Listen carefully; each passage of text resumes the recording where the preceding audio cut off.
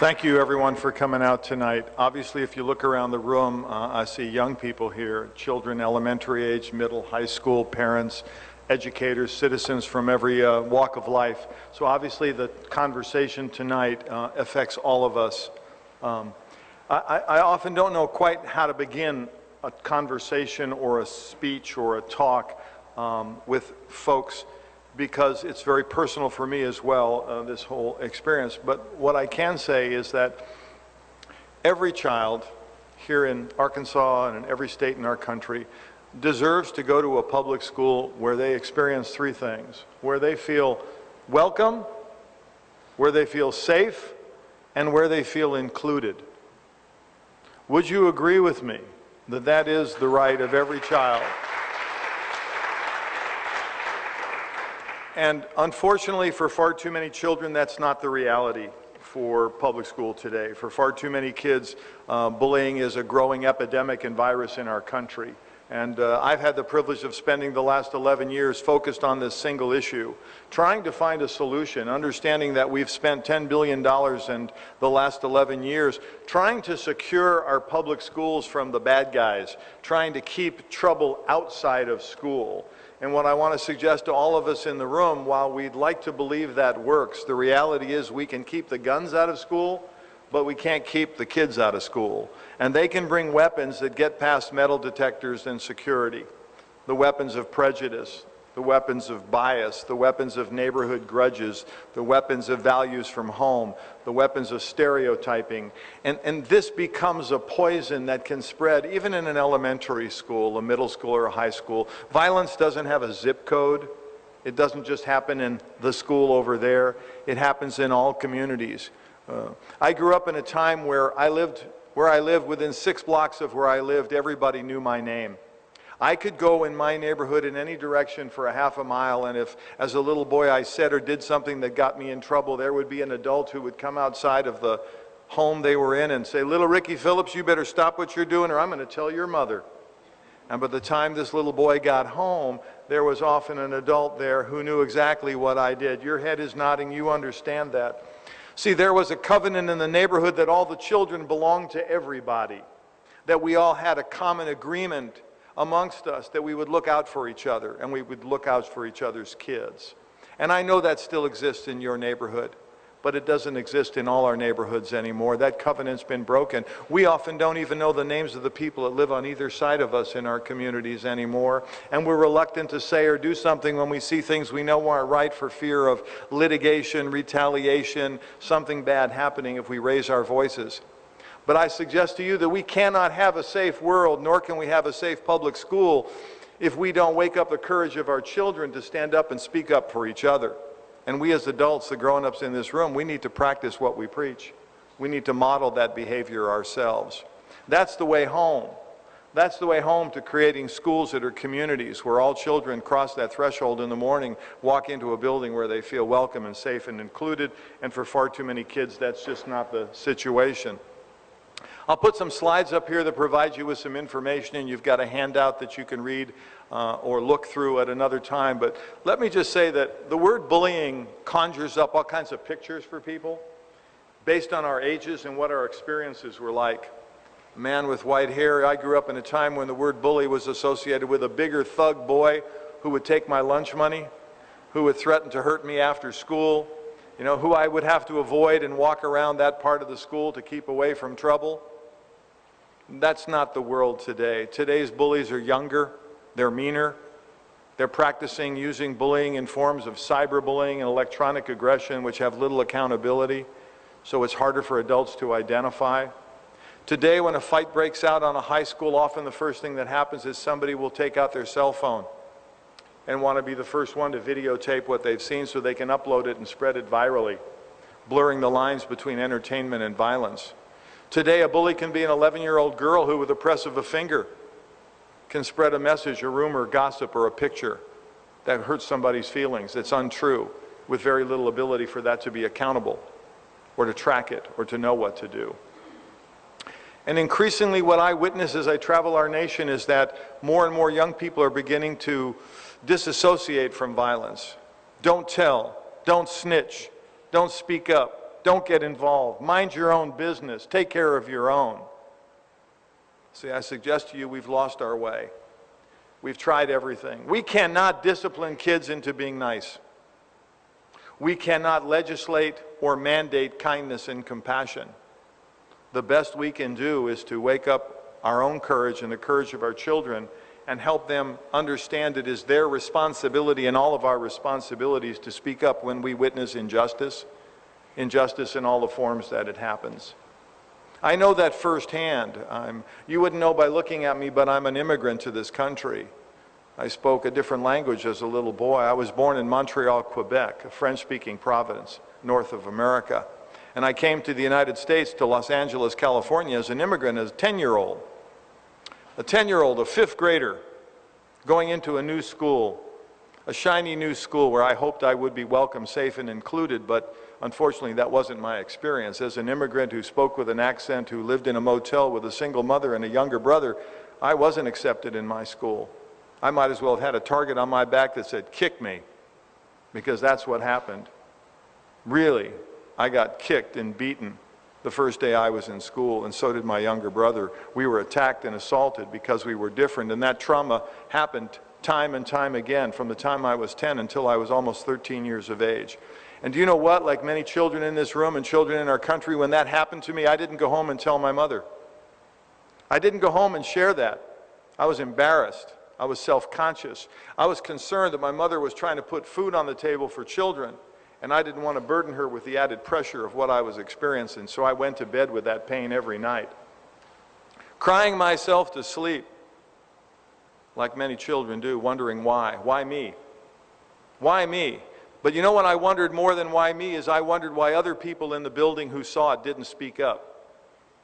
I wondered why other children who witnessed this, who saw them being taunting and harassing and name-calling and threatening and pushing and shoving and taking when I was violated and my brother was violated, why didn't they speak up? I didn't understand at 10 or 11 why, so I thought it was my fault. And I began to internalize a certain sort of pain inside my body that turned to anger. And then I realized and believed that at 11 or 12, the best way I could protect myself from this happening was to become angry and aggressive.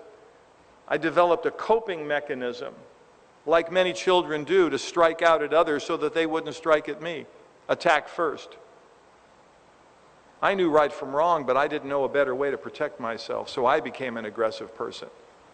So I have lived in the shoes of so many children who stay home because they're afraid of what somebody might do to them. The statistics are staggering. It's growing. It's younger, it's meaner, it's harder to identify.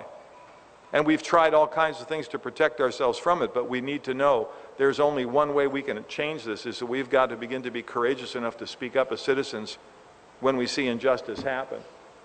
The data. Now, a quick quiz for everybody in the room, because let's pretend we're in school. True or false, bullying is mostly physical? Okay, you get an A on that one. It is true. The perception may be that it's physical, bigger kids hurting younger kids, but it's more emotional, it's relational, it's cyber. It's mostly a problem of urban or poor schools. That's also a falsehood. Bullying happens in all schools. It has no zip code. It occurs everywhere. Its form or the way it shows up may be different, but unfortunately kids say and do mean things to each other in all schools, in all settings. Bullies are mostly loners with few social skills. You notice a pattern here. Yeah, that's also inaccurate, that often today the person that we perceive as bullying or using their position or power to hurt or intimidate another is somebody with high social skills who's using those skills to increase their position, to make themselves more important, better than somebody else in their school. And lastly, that bullying is normal. It's just a rite of passage. We've all been through it. I'm still standing. True or false? No, it's not okay. It is not a normal function. And too many children feel like their world is falling apart. Look, we are a piece of paper, all of us, are full and complete when we walk into the world. And when we go to school and somebody says or calls us a name or leaves us out of a game, a little part of us feels torn or ripped as a result of that. And when somebody laughs and piles on and thinks that's funny and adds to the problem, there's a little more pain and suffering. And slowly, over time, you begin to lose who you are. Torn, shredded, and gone. Our identity, our sense of self-worth disappears. When that happens, we can have terrible consequences. We begin to see these kinds of health compromising behaviors happen in our children. Difficulty sleeping at night, eating difficulties, not wanting to go to school the next day, sadness, depression, anger, self-mutilation, cutting, even suicide. The Center for Disease Control up until 2 years ago had no data on children as young as 9 to 13 who committed suicide. Unfortunately, that's not true. Last year, we saw 9 children between the ages of 9 and 13 commit suicide in the United States. 9 children between the ages of 9 and 13 felt so much despair in their lives that they saw no way out other than to check out. Something's broken. We need to speak the truth, but we can do something about it. That's what I'm here to talk about mostly tonight, is understanding how we can turn this around. Now, I'm going to blow past some of these slides tonight so that we can get into more of the solution-based strategy. But let me just say that schools continually are measured by outcomes. Public school officials today have to make sure kids graduate. They have to make sure kids perform to certain standardized testing. They have to make sure kids don't participate in a lot of discipline issues at school. This is what they're measured by. But when bullying is a virus that's spread through the school and it's okay in a school campus to happen, it's difficult to learn. It's difficult to concentrate. A student doesn't want to go down the hall of their school kind of turning left and right, their head on a swivel, wondering if somebody's going to say or do something mean to them. They want to know they're going to feel welcome, safe, and included. And there are enormous financial costs at a time when our public schools do not have the budgets they once had, don't have the federal funding they once had. Bullying causes kids to want to stay home, so schools lose dollars.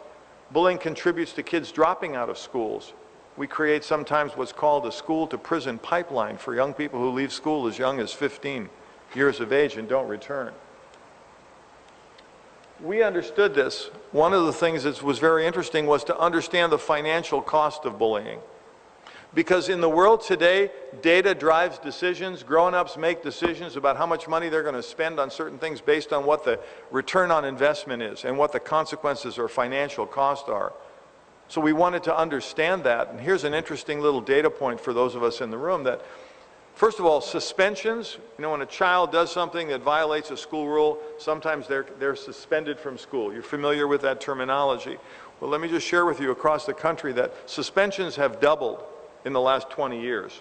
Public schools using zero tolerance policies have increased the punishment of kids who are acting out. In Texas, 6 out of 10 7th to 12th grade students are suspended on an annual basis. Suspensions are very expensive, and there is no real evidence to say that when you kick a kid out of school, you change the kid. What you do is you move the problem. It doesn't really institutionally change things.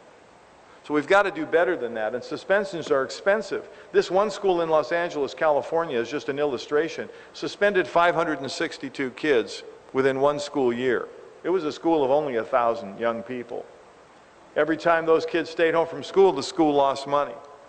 Every time an administrator had to process a suspension, the vice principal of the school was spending 8 hours a day for 28 out of 40 weeks doing nothing more than suspending kids. I remember being a building principal myself and having kids lined up outside my office at 7:45 in the morning before I arrived or before I opened my door. And all day long, there was a stream of young people being sent to the office for discipline-related issues, and I was like Jonathan in a good school. We understood this. Now, let's go back to this problem. This is an iceberg, and this slide is representing a couple of things. What it's really trying to illustrate is that often what adults see when things happen at school are the most overt, visible kinds of mistreatment or bullying or violence. Physical bullying, weapons, fistfights, the kinds of things. And over on the far right, you see that when that happens, schools are required by law, and should be, to respond and to catch and discipline, and sometimes have to suspend or expel those kids who commit those acts. But this approach is not effective in terms of changing the environment in which the bullying occurs. We cannot discipline it away. This approach is often referred to in our language as an outside-in approach. And this has been the preeminent way most public schools in the United States have responded to this epidemic. They have attempted to secure the building, spending a lot of money and time on security personnel, cameras, video equipment, fences, locked gates, lots of rules, lots of consequences, in the hopes that that hard line would let kids know that in our school we don't allow this to happen, and if you commit these acts of bullying, you will be treated this way. Unfortunately, what we know is with the billions of dollars that have been expended, the science doesn't show us that that approach is very effective. Not in terms of changing the attitude and behavior of the people in the building, primarily the staff and the students. See, I want to suggest to you, like an iceberg, where most of the mass of that object is below the waterline, so are most of the problems that adults don't see at school. See, it is the less visible, more pervasive ways that kids act out that cause the problem.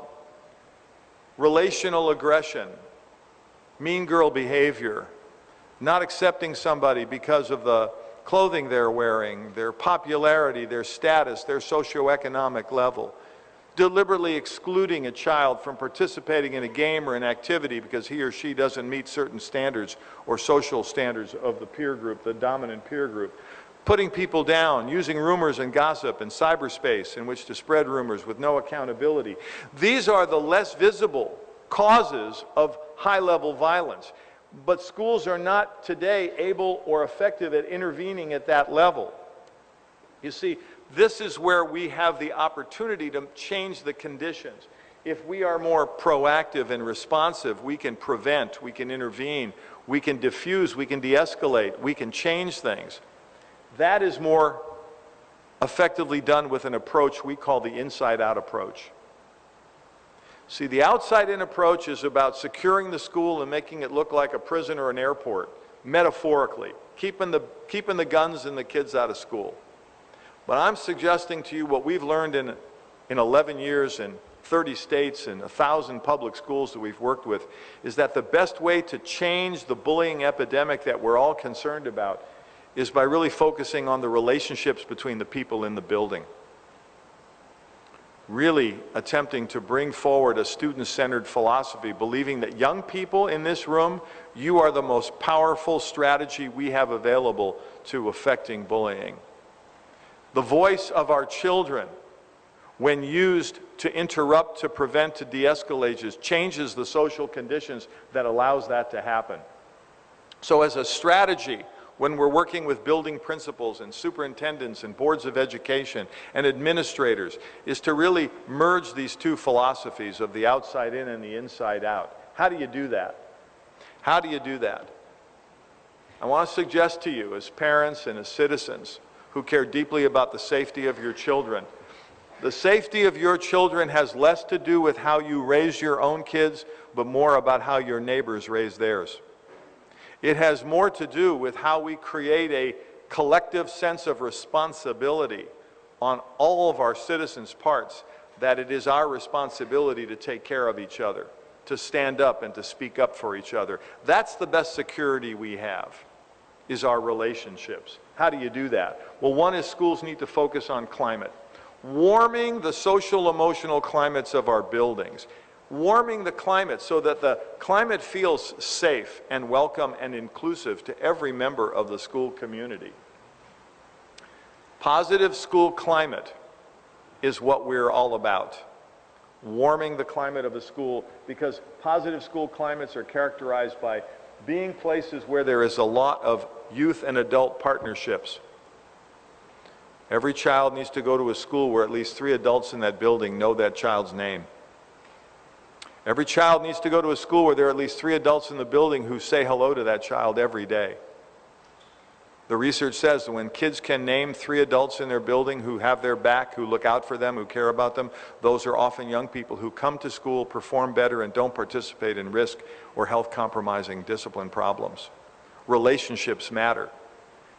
And positive school climates are schools that don't just emphasize punishment and discipline, but they emphasize what we call formative discipline, restorative justice programs, teen courts, opportunities for young people to be part of the meting out of discipline themselves, not just being the receivers of it.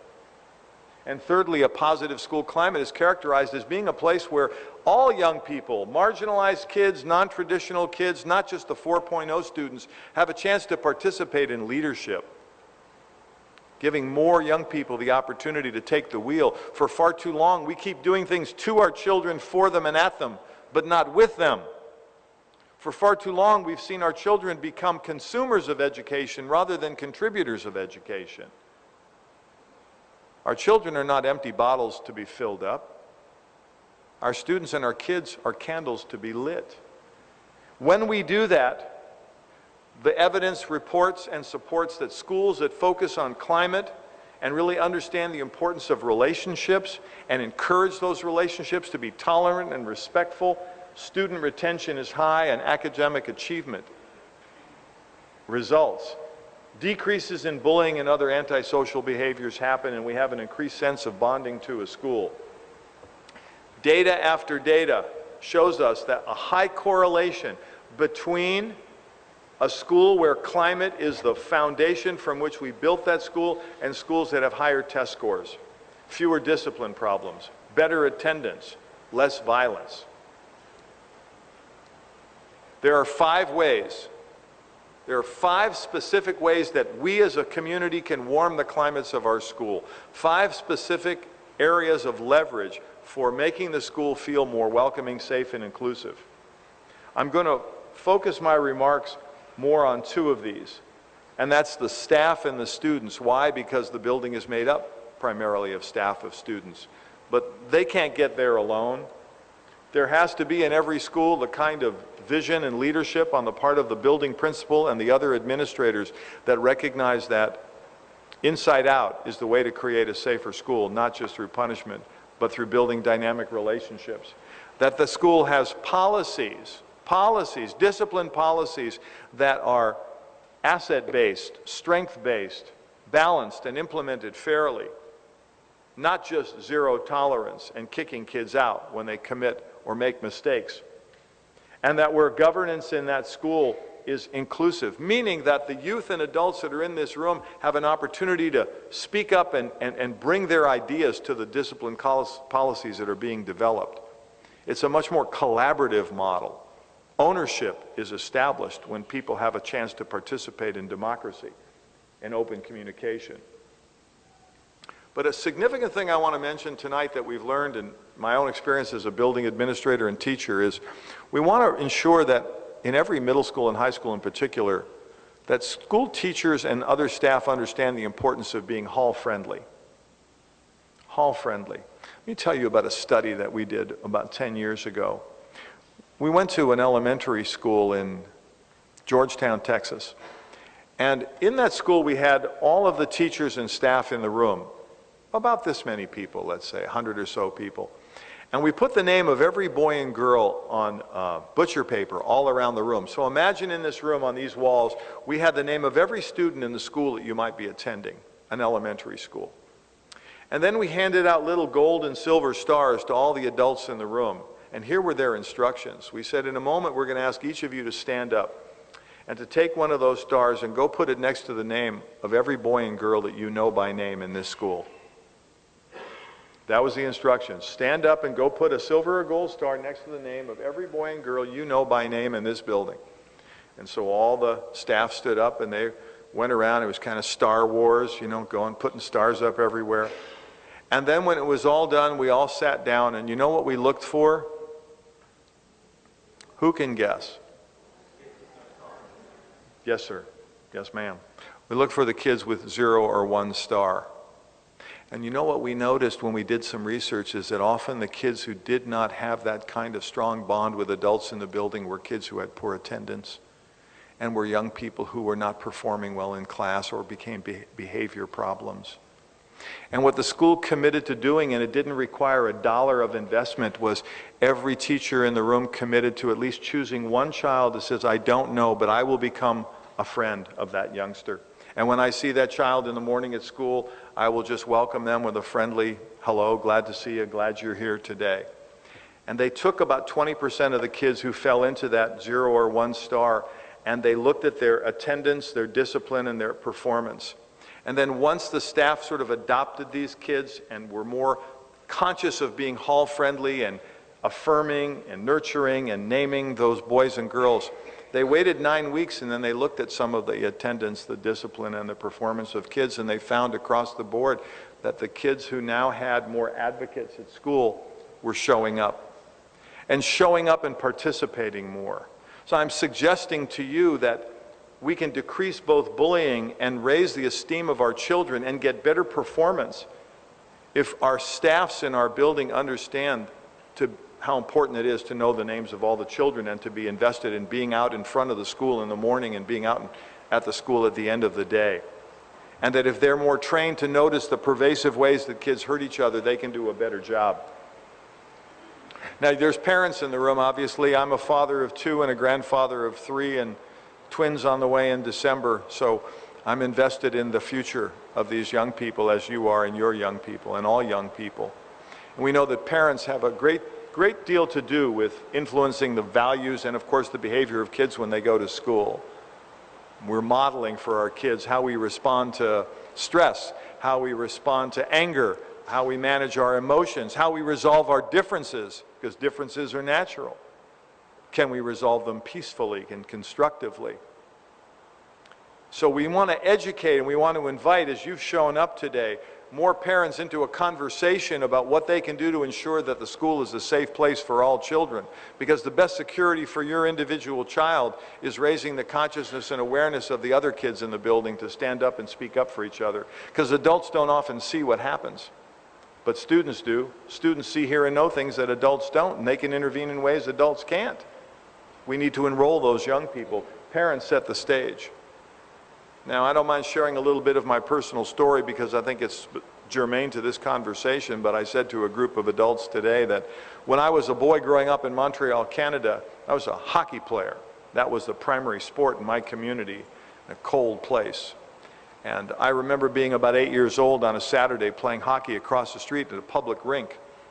And I was on a team with a group of boys, and there was another group of boys from another community, and we were playing each other in hockey. And one of the older boys on that team, who was an 8 to 10-year-old league, elbowed me in the nose and broke my nose. Now, I'm a little 8-year-old kid. Never had a big bloody nose like that, broken nose. And I was scared and worried. I lived across the street. So the coach of the team said, "Little Ricky Phillips, you get on home and take care of that right now," and sent me with a, kind of a towel over my nose, walking up the stairs to my house. There were 5 or 6 stairs that I remember crossing. I'm in my 60s today, and this is eight years old, and I can remember it as if it happened yesterday. But as I crossed the stairs, bleeding and looking to get some help from Mom or Dad in the house, I saw my dad through the glass door. And as he saw me approaching the front door with his bloody rag or towel over my nose, I heard him click the lock on the door. And before I could get to the front door, he said through that glass door these words, "You turn yourself around, you go back to that skating rink, and you give to whoever gave you double what you got."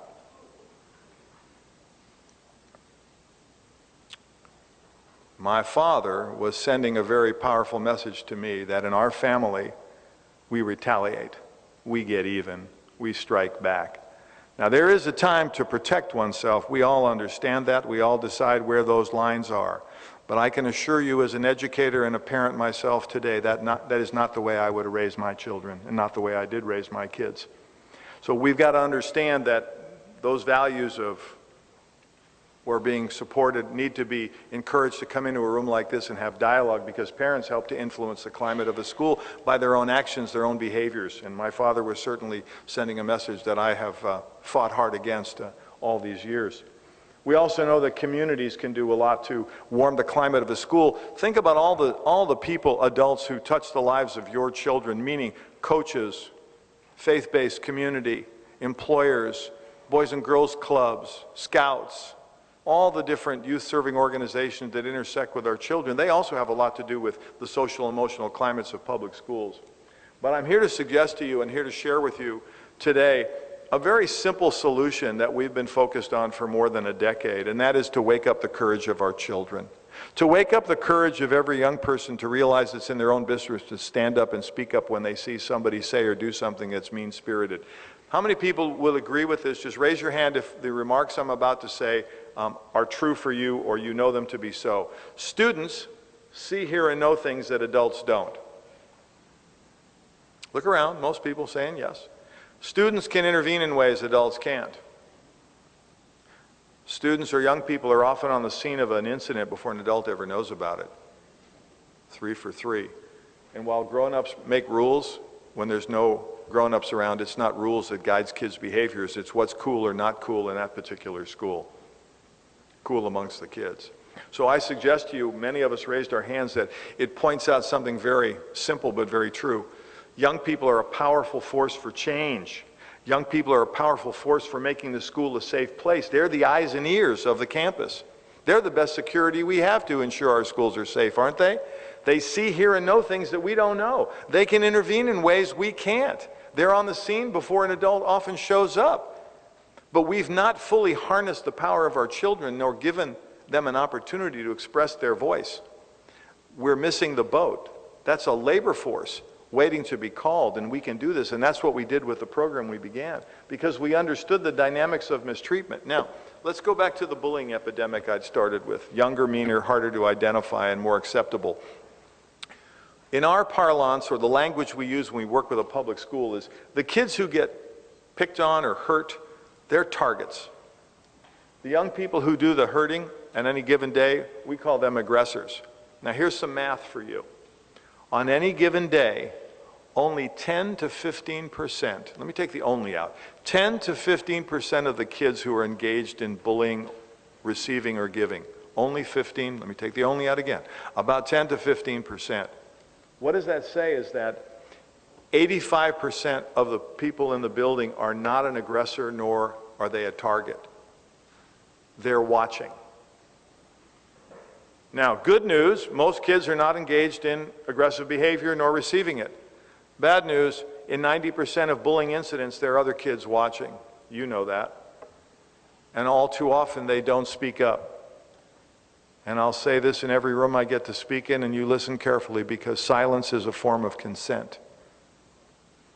When we see injustice, intolerance, hatred in any form, and we don't speak, our actions are speaking louder than anything. Silence is a form of consent. It gives permission to the perpetrator to continue to do what they're doing because they witness that nobody is saying anything about it. It lets the kid who's receiving it know that nobody cares because their actions are not seeing anything different. We must change that number. This is the way we create bully-free schools, is to wake up the courage of students to not be bystanders but to be upstanders. Not passive but active. Not to be silent, but to contribute. How do you do that? How do you wake up the courage of 85% of the kids in the school? Do you bring them all in a room, have an assembly, hand out certificates, posters, t-shirts, have somebody come and make them cry? Don't we wish? Sing Kumbaya, hold hands, make a circle? There's lots of strategies. They're fun, but they don't work. We understood what works. We've understood for more than a decade how to wake up the bystander population, because the research said that's the only way you can change bullying in a school, is you're not going to stop the bully. You're not going to stop the bully from doing what the bully's doing, but what you can do is you can stop the people who are watching it, whose silence is contributing to it, and if they speak up, they begin to change the dynamics and change the social norms that makes it acceptable or not. So how do you do that? How do we go into any elementary, middle, or high school and begin to turn things around by waking up the courage of our kids? Well, here's what we understood. Would you agree with me? Most of the students would understand this, and perhaps all of us as adults as well. In every school, kids do what we've all done growing up. We tend to hang out with people we feel most comfortable with. That's pretty clear. In school, sometimes these groups we call cliques. You know, you hang out with people you feel most affiliated with. Maybe you have common interest around church. Maybe you have common interest around sports. Maybe you have common interest around race or culture or the neighborhood you're from. But we tend to feel most comfortable with a smaller cohort group of people that become kind of our best friends. Every school does this in its own form. These stereotypical names do not apply here necessarily in all situations, but what does apply, in every school, kids gather in these social affinity groups. What I'm suggesting to you is the way we begin to change the school is we identify all the groups, which is easy to do, and we begin to look inside those groups for the kids who are the social leaders of those particular groups, the alpha kids, the peacemakers, the change agents, the kids with the highest degree of social capital or social swagger. So I'm suggesting to you that the outside-in approach of trying to create a safe school by securing it from bad guys doesn't work. It's expensive, it's not cost-effective, and it doesn't get results. What we can begin to do is to imagine that if we could wake up some of the social leaders from the different diverse cliques and enroll them into speaking up when they see their peers say or do something mean-spirited, we can begin to have them model for the school that in our school, people look out for each other. Each one, teach one. The power of the few to influence the many. We can grow out a philosophy that says in our school, it's not cool to be cruel. See, I've had a 7th grade girl say to me in my school, Rick, it's not cool to be emo. And I said, okay, I know I'm older, but I don't know that acronym. What is emo? And she said, what I mean by that is it's not cool for me to be kind and emotional. Because if I'm kind and emotional and align myself with somebody who's being picked on, guess what happens next? I become the target by association. See, it's cooler to be cruel. If I laugh, pile on, make fun of, join the crowd, then I align myself with the people who are powerful, and I'll be safer. See, we're promoting values that aren't right. We've got to promote values that are right, values that say everybody deserves to go to a school where they feel welcome, safe, and included. That guarantee can only be guaranteed if all of us are willing to speak up within our own peer group, with our friends. I'm not suggesting that we have kids go up to people they don't know and intervene in other people's business, but you can go up to the people that you do know, who you already have a relationship with, who you're friends with, and you can remind them when they do something that isn't right. You can be a friend and say, hey dude, that's not cool to be calling her a name. Hey, you can do better than that. I know you're angry and you'd like to hit him, but you know what? You're going to get in trouble. It's not worth it. See, if we begin to raise our voices, but we start with the kids who have that higher social capital, so that's what we do in a public school. I hope we get to do that here in Little Rock, because we don't have many schools here in this state. We have no schools in this state where we currently have this program. But we're in 1,000 schools in 30 states, teaching children the language of nonviolence by identifying the alpha leaders of each of the social groups. How do we do it? People ask me all the time. How do you know in a school, a middle school, an elementary, a big high school, how do you know which kids to start with? Ask the kids. So we have a little survey, a 6-question questionnaire that says things like this. Who amongst your friends would stand up for you if somebody were giving you a hard time? Who would you turn to for support if somebody were teasing you or calling your name or threatening you? So we begin to ask the young people themselves, within the social circle or their friends who they hang out with, who would you turn to? Who do you respect the most, listen to the most? Does that logic make sense to you? That that's an effective way to begin to identify the kids that have higher social position? Because see, the reason most of us don't speak up is because we're afraid of retaliation. So if we start with the kids who have higher social status, they're less fearful of somebody getting in their business or getting back in their face. So we recruit those kids, but not just from the jock groups or the 4.0 groups. We look for all groups, you know, marginalized groups, non-traditional kids, kids who don't fit in. They have social circles too. And within those circles are alpha boys and girls, so we recruit those kids. But we don't just ask the students, we ask the teachers and the staff and the bus drivers and the cafeteria worker and the nurses and the attendance clerk and the custodian who see kids in the halls and in social situations, and they know who's who, and they know who runs the school. They know who are the social leaders. Some of you are in here, are those social leaders. So through a survey of the bottom and a survey of the top, meaning students and staff, we shake out the alpha leaders, and then what we do is invite those kids. We invite those kids into a room like this.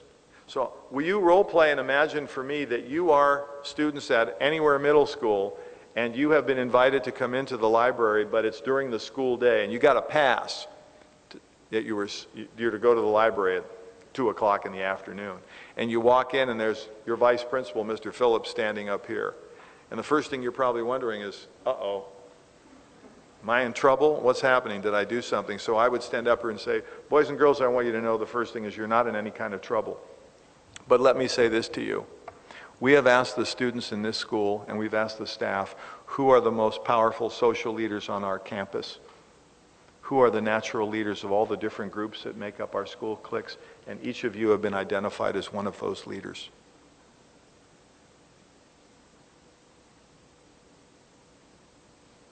It's that quiet in 1,000 schools that have had that process happen. Because often in the room who kids have never been involved in leadership before because they're not the highest successful students academically or athletically, but socially they are the leaders of their groups. And they're responsive to being called out to be leaders. They're curious and interested.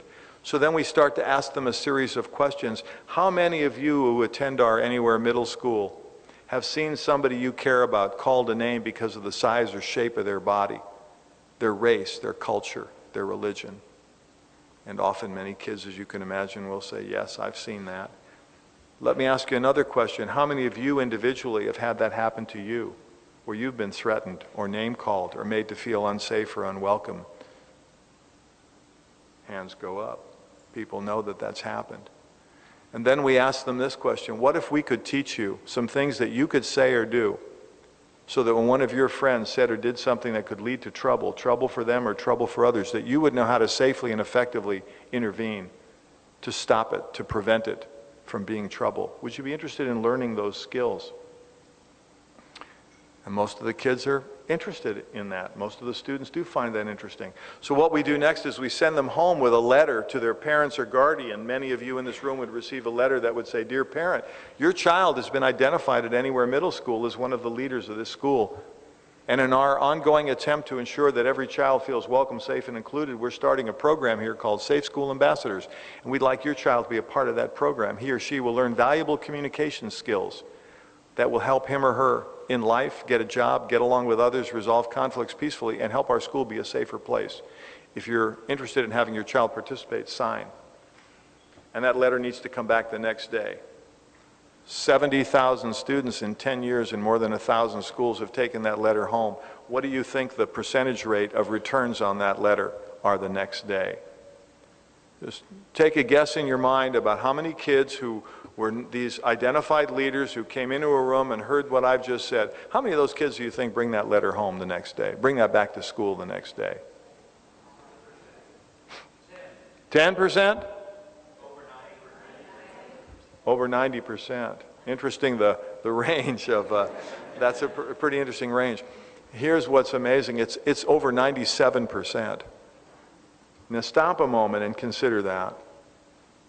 See, I find that to be the most hopeful thing I could consider, is that in every school, most and almost all the children do not want to go to a school that's unsafe or unkind or unjust. But often they've not been afforded the opportunity to be part of making it a different kind of place.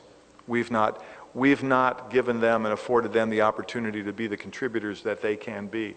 That is good news. Our children want to be part of creating the safest schools possible. They want to keep themselves and the people they care about safe. And we can appeal to that self-interest. We can appeal to that self-interest. So we identify those kids. And then I'll say this. What we do after we've oriented those kids is we come to a school and we train them. We spend 2 days in a room with about 40 or 50 of these alpha leaders from all the different cliques and groups in a school, whether they're 4th graders, 6th graders, or 12th graders. We do it in elementary, middle, and high. We spend 2 days out of class with 6 or 7 adults, sitting in a room with 40 or 50 kids, and we help them acquire more confidence and competence by role-playing, simulating, and learning what to say or do when their friends say or do things they know aren't right. We help them create a shared vocabulary. We help them learn that they have common interests, because you know what? It's harder to hate somebody when you know their story. It's harder to hate somebody when you know their story, and what we find in school after school is kids who hang out in different cliques who often don't like each other find out by being an ambassador trainee that there's a lot they have in common. Maybe they've lost somebody to violence. Maybe they've been scared in the same ways. So we train those kids. We teach them 6 or 7 skills. 6 or 7 things that they can safely say or do when one of their friends says or does something dangerous or in trouble. You see the bottom left hand, there's a skill called reasoning. If I were teaching you students reasoning, it would be simply this. The definition of teaching reasoning is to get somebody to think about their actions and the consequences. So that if somebody said something like, I'm so mad, I'm going to get so-and-so after school today.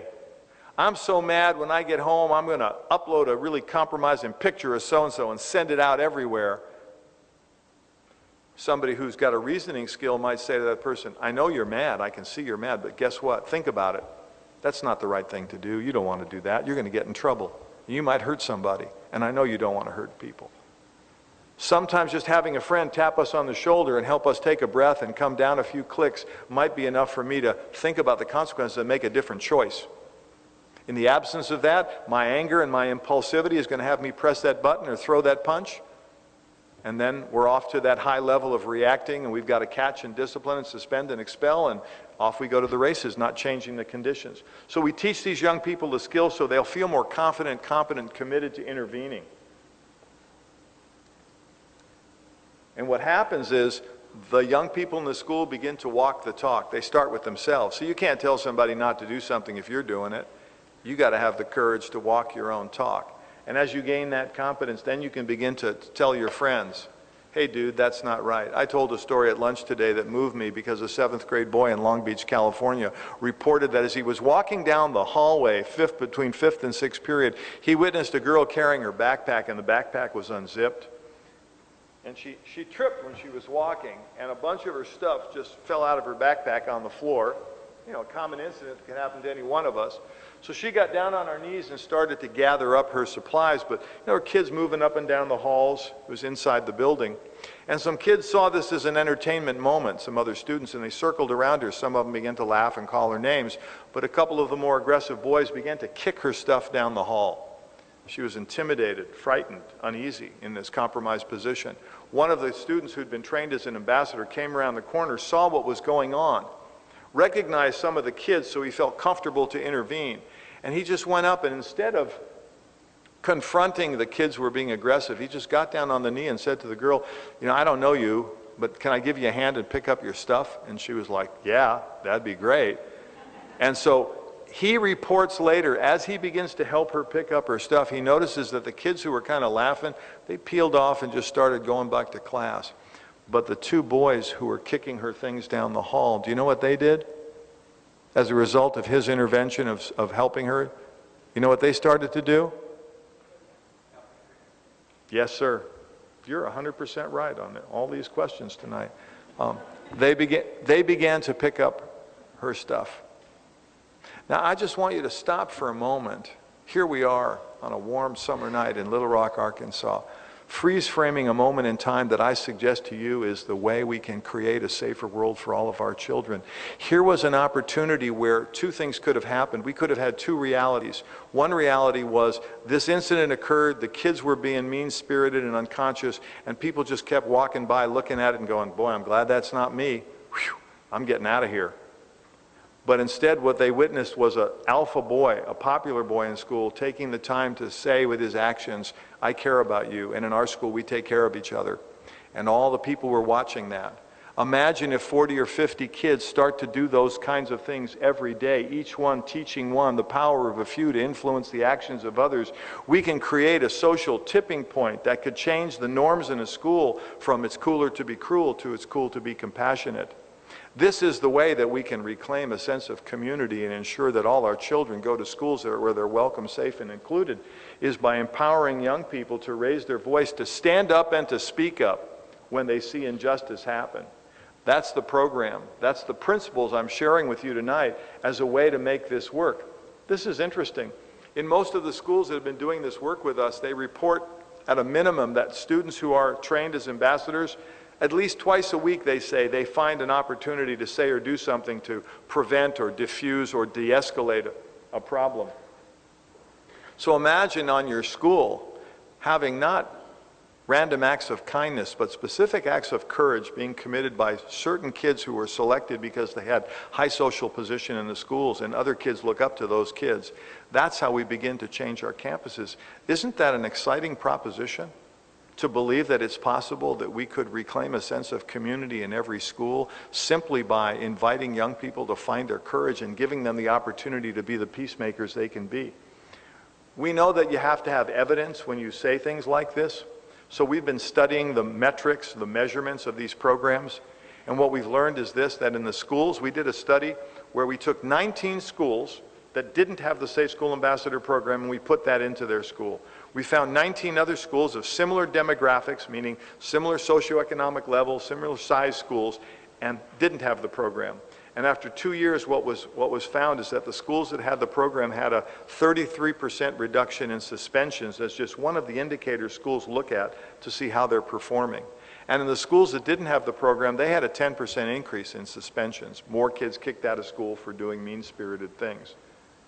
Simply, the only thing that was different in those schools is that the courage of children were expressed. I'm suggesting to you that in this room we have the solution to peace on our campuses and in our world by simply having the commitment and the obligation we all have to speak up when we see injustice and helping our young people find their voice. Study after study, go to the websites, all of this material is there. Study after study shows us that we're able to do this. It's important that we do this. We wrote a book about it. The book has a lot of the ideas and suggestions and some of the skills that we teach the kids in here. But really what I'm suggesting to all of you who came tonight, what I'm suggesting to you is together, parents, students, staff, community, we can protect our kids. And more importantly, we can raise our children to be the good citizens we want them to be capable, to be caring, and to be contributing individuals. And all at the same time, we can do that for no cost. There's no cost to invite young people to step up to leadership. But it takes a commitment on the part of the community and the leadership and the school board and the teachers and the parents to begin having what we're having now. And I know it's not a dialogue, it's a presentation, but you go back and have a dialogue in your community. Ask your schools, what are we doing to wake up the courage of our kids? What programs do we have in place that give young people the opportunity to gain the confidence and competence to diffuse conflicts peacefully, to get along with each other? If we do that, we will have change. We'll have security from the outside, but we'll have relationships on the inside that keep our kids safe. We'll not only have kids who graduate with the knowledge and skills to be good employees, but to be better people and better citizens. I leave you with this. Schools must become places where teachers and students can live together, talk with each other, and take delight in each other's company. When schools focus on what really matters in life, the cognitive, academic requirements we pursue so painfully and artificially will be achieved more naturally. See, it's obvious that children and young people will work harder and do things, even odd things like adding fractions, for people that they love and trust. Community matters. Thank you very much for inviting me to be a part of your presentation here tonight. Okay.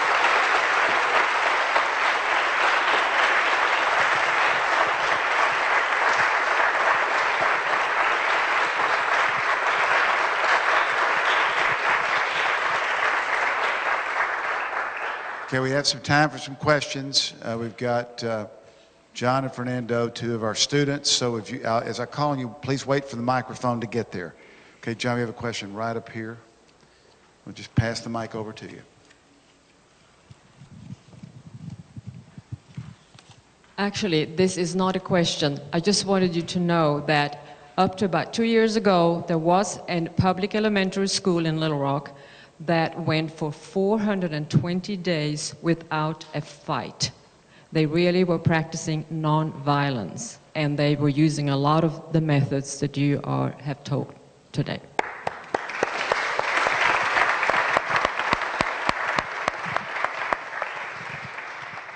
Yes, sir. Right over here, Fernando. I was reading an article in Psychology Today about this, and they had some statistics dealing with the amount of crime that happens from bullies and other socioeconomic aberrations once they become adults. What are you familiar with about this? If what I'm hearing and understanding you say is that Often the bullies in a public school, as they grow up, bring that bullying behavior into domestic relationships, into the workplace. And there is increasing studies that that's exactly right. And it's even more of an economic reason to invest in prevention and early intervention when children are growing up, so they don't get hardened and use those same strategies, you know, in the workplace and in relationships with other people. So there is a correlation, there is a cause and effect between how we're raised and what programs are in place in schools and how we're going to behave in the workplace and in our families and as citizens. Road rage becomes an example of where we sometimes see that increased evidence of people not being able to control their emotions and resolve conflicts peacefully. So thank you for raising that point. Question? Yes, sir, right here. This sounds slightly reminiscent of the Teaching Tolerance Project, which is more limited. I wondered if you had any comments on that approach. That's classroom-based, is my understanding. Yes. Yeah, the Teaching Tolerance program is one of the effective strategies employed in public schools in bringing that into the curriculum. You know, what we think of this model is a really good complement to those programs, because what's unique about this is it's really not instructing all students. It's really targeting people who can influence their peers and using positive peer pressure to change the environment. So it's not an either or. We ought to be doing both and to make schools safer places. Yes, ma'am, we have a question right here. He'll get you the microphone.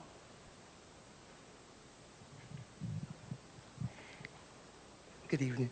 I appreciate your comments, and I'm an educator, and I think the reason I came, and I don't want to leave without saying this, as an educator, I think we must begin to say that a lot more bullying goes on from educators, and so while we include them in the process, let's be mindful that we need to understand how that happens as well.